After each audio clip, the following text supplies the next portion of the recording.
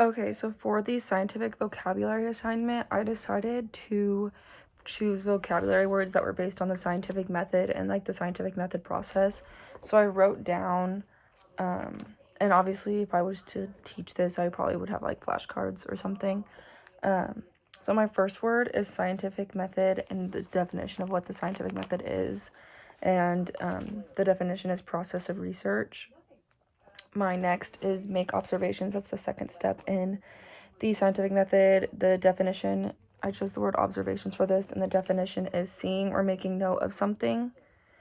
I then moved on to step number 2, which is form questions, and then I underlined each word that I have the definition for. So for step 2, I did questions, and it's sentence asked to gain more information.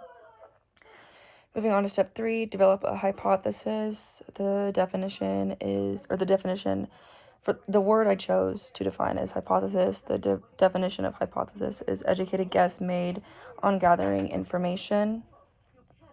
And then I accidentally reversed steps 4 and 5, so we'll go on to step 4, which is test the hypothesis. And for this one, I defined test, which is a trial to find how accurate the hypothesis is. And then moving back up to step 5, record the results. And I chose the word record to define, which is just the written results or written proof. And then last, I did step 6, which is share the results.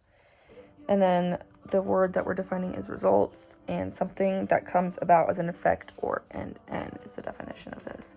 And then I thought this would be good because you could make multiple lessons off of it, and it would be appropriate for multiple grades. I think even like second, maybe through 6 would be able to understand the scientific method and be able to, accurately act out each of these steps and find, an hypothesis and test it, and then write down the results and record observations. I think that they would do a really good job at this. And then if I was to present it, obviously I wouldn't write it on a notebook paper, but this is just the best way I was able to present it for the video.